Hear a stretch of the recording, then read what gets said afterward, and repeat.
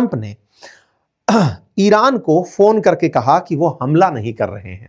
यह जानकारी ईरान के राजदूत जो पाकिस्तान में तैनात हैं उन्होंने बताया कि परसों ही रात को ट्रंप का कॉल आ गया था तेहरान में और उन्होंने कहा कि यदि आप लोग प्रदर्शनकारियों के ऊपर अत्याचार बंद करते हैं और जो फांसी देने का प्लानिंग कर रहे थे उसे रोक देते हैं तो मैं आप पर हमला नहीं करूंगा। बस ऐसा कहते हुए हेडलाइंस बाहर आती हैं कि भाई ईरान के एनवॉय ने कह दिया है कि अमेरिका हमला नहीं करेगा। इसके तुरंत बाद एयरलाइंस के लिए वो नो फ्लाई जोन बंद कर दिया जाता है, यानी खोल दिया जाता है। तमाम प्रकार के अपडेट्स आने लगते हैं। सवाल बनता है कि ट्रंप ने अचानक हमले की मना कैसे कर दिया और ये कैसे लग रहा है कि हमला नहीं होगा, क्या वो कारण हो सकते हैं। आज के सेशन में हम चर्चा इस बात की करेंगे जो अमेरिका पूरी दुनिया को बता चुका था कि वो ईरान पर हमला करने जा रहा है। सब तरफ से वर्ल्ड वाइड तैयारियां हो गई थी, बाजार में तेल की कीमतें बढ़ गई थी, अस्थिरता चरम पर थी और इस बीच में अमेरिका ही ईरान को फोन करके कह देता है कि हम आप पर हमला करने की प्लानिंग नहीं कर रहे हैं। इसके क्या मतलब निकाले जाएं और क्या वाकई में अमेरिका पीछे हट गया है, आइए इसका विश्लेषण करते हैं।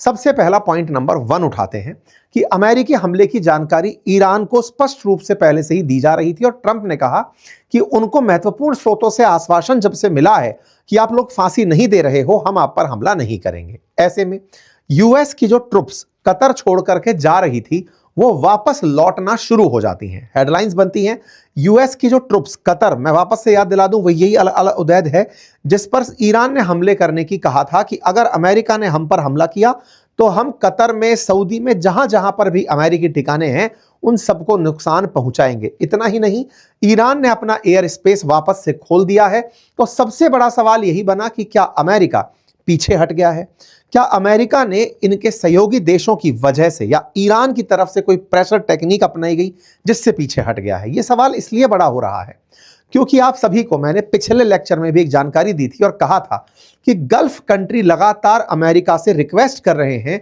कि प्लीज आप ईरान पर कोई एक्शन मत लीजिएगा। गल्फ कंट्रीज बार बार ट्रंप को चेता रहे हैं कि सर अभी माहौल सही नहीं है, अगर आपने ईरान पर कोई भी एक्शन लिया तो पूरी तरह से अस्थिरता पनप जाएगी क्योंकि ईरान की लोकेशन स्ट्रेट ऑफ हॉर्मुज पर बैठी है। अगर गल्फ काउंसिल के मेंबर्स जो राष्ट्र हैं वो कोई भी एक्सपोर्ट करना चाहते हैं तो वो स्ट्रेट ऑफ हॉर्मुज से होकर होता है। अगर ईरान पर हमला होता है तो स्ट्रेट ऑफ हॉर्मुज पूरी तरह बाधित होगी और उसके बाधित होने से एक्सपोर्ट बाधित होगा। और ऐसा पहले भी हुआ है। ईरान ऐसी चालबाजी चलता है कि वो अपने सहयोगियों को यमन से, सीरिया से, इराक से बोलकर दुनिया में अशांति फैला सकता है। ईरान उतना कमजोर नहीं है जितना वेनेजुएला था, उसको वैसे एस्टिमेट ना करें। यह जब आसपास के देशों के द्वारा ट्रंप को सूचित किया गया, कहा गया कि सऊदी ने तो बाकायदा लॉबिंग की है अमेरिका में कि साहब आप समझिए, पिछली बार भी जब आप लोगों ने ड्रोन स्ट्राइक करवाई थी तब भी हमारा प्रोडक्शन रुक गया था।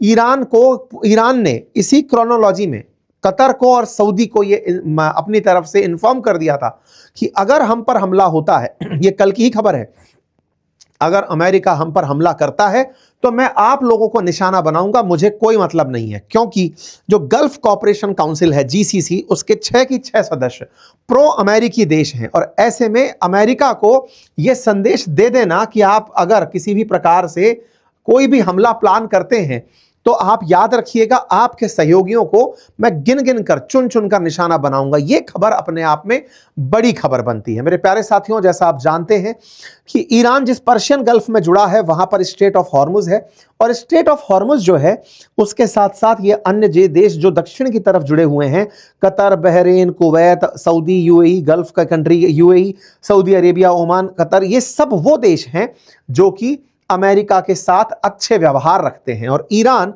इन सब को टारगेट बनाने की धमकी दे चुका है कि अगर तुमने किसी ने भी यहां पर अमेरिका को हम पर हमला करने दिया तो हम अमेरिका तक नहीं जाएंगे, हम तुम पर आएंगे। और ईरान ने जो ये टेक्निक अपनाई, इसके चलते ही सऊदी तुरंत पहुंचा अमेरिका के पास, लॉबिंग वही जो पाकिस्तानियों ने की थी ऑपरेशन सिंदूर के समय, 44 टाइम कॉल करके कि हे अमेरिका हमें बचा लो, बिल्कुल वैसे ही इन लोगों ने लॉबिंग की और लॉबिंग के माध्यम से ये लोग अमेरिका तक पहुंचते हैं। कहते हैं सर आप ईरान पर फैसला करने जा रहे हो, समझ में आता है, लेकिन इससे जो सबसे ज्यादा मुसीबत खड़ी हो रही है वो सऊदी की हो रही है। बोले क्यों?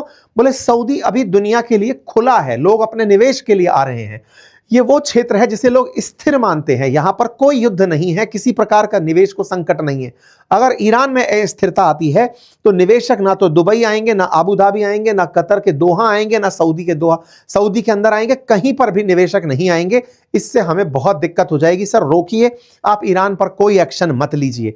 स्ट्रेट ऑफ हॉर्मुज ईरान कभी भी बाधित कर सकता है, पूरी दुनिया का तेल प्रभावित हो सकता है। यहां से अगर रास्ता इसने बैन कर दिया तो एशिया के 82% ऑयल की जरूरत इस रास्ते से पूरा होती है। $600 बिलियन का सालाना तेल इस स्ट्रेट ऑफ हॉर्मुज से होकर जाता है। अगर ईरान ने इस रास्ते को बाधित कर दिया तो सर हमारा एक्सपोर्ट रुक जाएगा।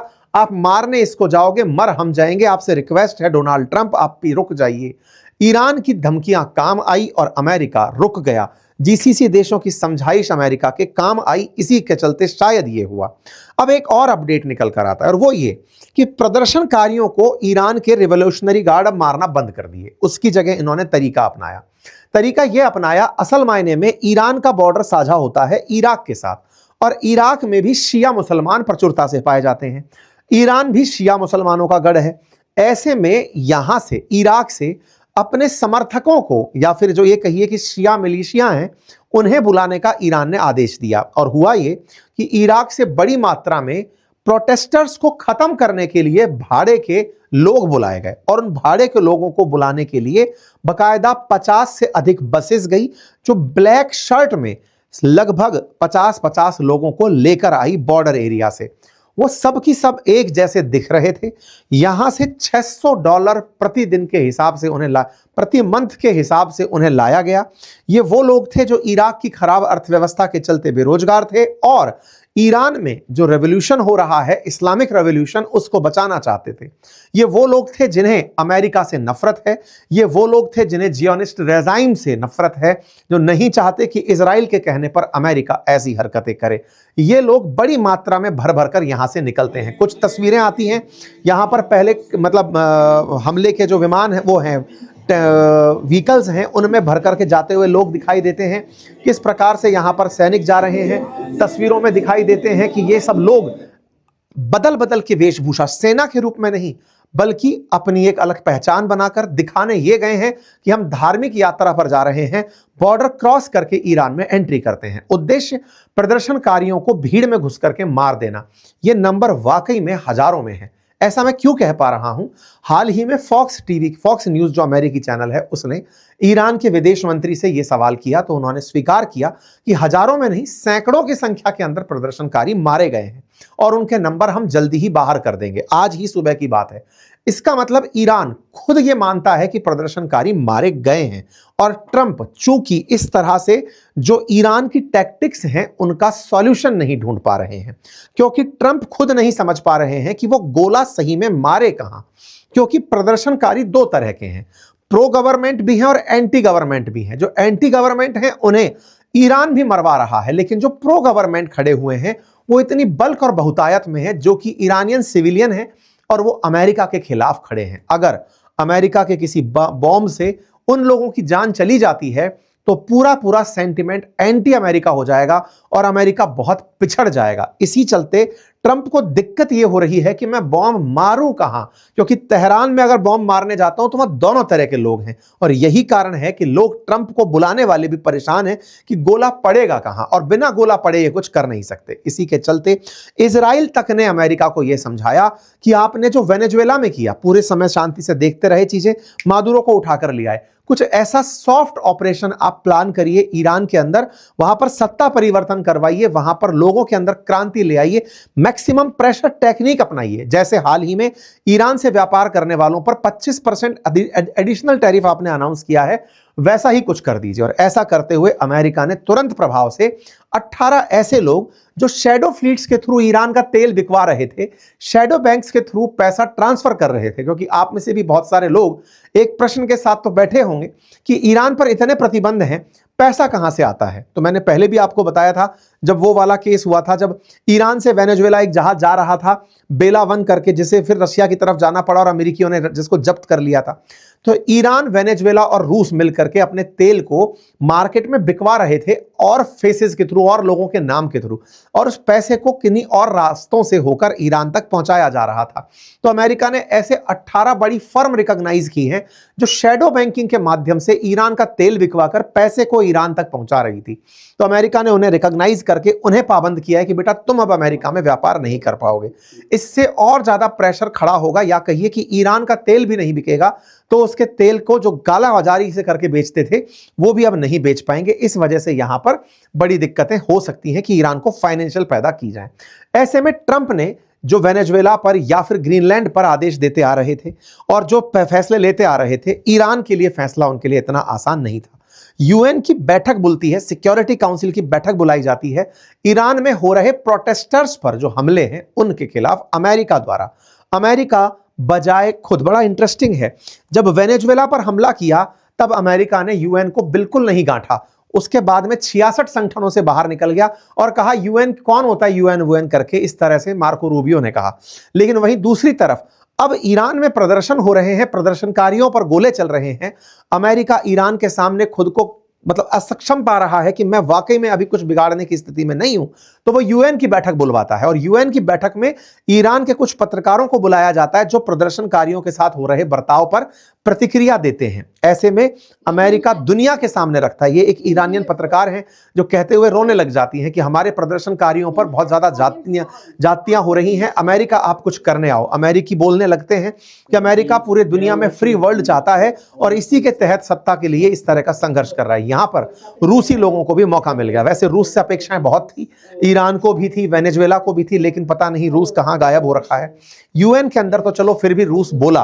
रूस की तरफ से प्रतिक्रिया आई कि अमेरिका इस तरह से जबरन रेजिम परिवर्तित कर रहा है, एक संप्रभु राष्ट्र के अंदर खुद उग्र प्रदर्शन करवा रहा है, सत्ता परिवर्तन के प्रदर्शन में उसे सफलता नहीं मिलेगी। अमेरिका को यह करने से बचना चाहिए। बाकायदा ये यूएन के नियम पढ़ाते हुए रूसी लोग दिखाई दिए कि रूस ने, मतलब यूएन के अंदर ये वो लिखा हुआ है, प्रबंधन लिखा हुआ है कि इस तरह से कोई भी देश जो संप्रभु है उसकी सत्ता परिवर्तन किसी दूसरे देश के प्रभाव से नहीं कराई जाएगी। रशिया वालों ने अपनी तरह से इन सारे उपबंधों को पढ़ के सुना दिया कि देखो साहब ऐसे ऐसे है, आप कृपया करके ये मत करिए। इस पर ईरान ने अपनी तरफ से कहा कि हम एक संप्रभु राष्ट्र हैं, हम पर प्रेशराइज करके ये सारे करने का काम प्रयास किया जा रहा है, ये हम होने नहीं देंगे। अमेरिका के राष्ट्रपति अब अपने ही देश में लोगों से समर्थन की मांग कर रहे हैं कि मैं अगर कोई एक्शन लूं तो गलती से वो गलत ना हो जाए, तो अब अपने सांसदों से ईरान पर एक्शन लेने के लिए मुहिम चला रखी है। इस पर ईरान के विदेश मंत्री ने अमेरिकी न्यूज़पेपर को इंटरव्यू देते हुए कहा, चैनल को इंटरव्यू देते हुए कहा कि साहब सुनिए, लोग प्रदर्शन में मारे गए हैं, लेकिन वो प्रदर्शनकारी राष्ट्र विरोधी आतंकी गतिविधियां कर रहे थे, सरकारी संपत्तियों को नुकसान पहुंचा रहे थे। दुनिया को जो भी चल रहा है हम बताने को तैयार हैं। ये जो फेक नैरेटिव फैलाया जा रहा है ईरान के बारे में, ये कतई उचित नहीं है। ये बात पब्लिक के बीच में आती है। फिर इस बीच में पूछने के लिए प्रेस के बीच में प्रेस सेक्रेटरी के साथ में लोग सवाल जवाब करते हैं कि क्या वाकई में अमेरिका हमला करने की प्लानिंग कर रहा है। इस पर जो कैरोलिना लेविट हैं, इनके यहां से स्पोक पर्सन, वो बोलती हुई दिखाई देती हैं कि देखिए ट्रंप जो चाहते हैं वो वही करते हैं, उनके बारे में कुछ भी नहीं पता, सारे ऑप्शंस टेबल पर रखे हैं, ट्रंप हर घटना को पूरी तरह मॉनिटर कर रहे हैं, अब वो क्या चाहेंगे वो वही जाने। लेकिन ट्रंप के पुराने जानकारों का भी यही कहना है कि ट्रंप अपने आप को अनप्रिडिक्टेबल दिखाना चाहते हैं, कि वो पूरी दुनिया को माहौल बनाकर के भी कि मैं ये कर रहा हूं, लेकिन आप ये कैलकुलेट मत करो कि मैं किस दिन करूंगा, बस इसके साथ वो आगे बढ़ना चाह रहे हैं। जो भी हो, अभी भी अमेरिका के ये जो फाइटर जेट्स को कैरी करने वाले जहाज हैं, ये यात्रा पर निकले हुए हैं टुवर्ड्स ईरान, और ये युद्धपोत सब संभवतः समय लेकर के ईरान पहुंचेंगे, क्योंकि बेसिस के थ्रू हमला करना अमेरिका के लिए मुश्किल है, क्योंकि रिटेलिएशन उन्हीं देशों पर हो सकता है। इसलिए युद्धपोत से होकर ईरान पर हो सकता है आने वाले समय में हमले कराए जाएं। ये था अपडेट, और ये अपडेट आप लोगों के लिए इसलिए लाया गया क्योंकि आप में से भी बहुत सारे साथी कल के हमारे सेशन के बाद लगातार इस इंतजार में थे कि आज हमले की कोई अपडेट क्यों नहीं आई। तो ऐसे में कौन से प्रेशर टैक्टिक्स काम कर गए और क्या वाकई में ये बादल छट गए, क्योंकि बाजार ने जैसे ही इस मैसेज को सुना कि ट्रंप ने ईरान से बात करके कहा है कि अभी हमले की प्लानिंग नहीं है, कह रहे हैं बाजार में तेल की कीमतों में फिर से गिरावट आई है और बाजार फिर से उठने लगा है। ये खबर इतनी मायने रखती है। बाकी आप इस विषय पर क्या सोचते हैं, अपनी राय कमेंट बॉक्स में जरूर रखें। चैनल पर नए हैं तो चैनल सब्सक्राइब कर लें, और निवेदन यही रहेगा कि अगर ऑलरेडी चैनल सब्सक्राइब किया हुआ है तो वीडियो को लाइक जरूर कर दें।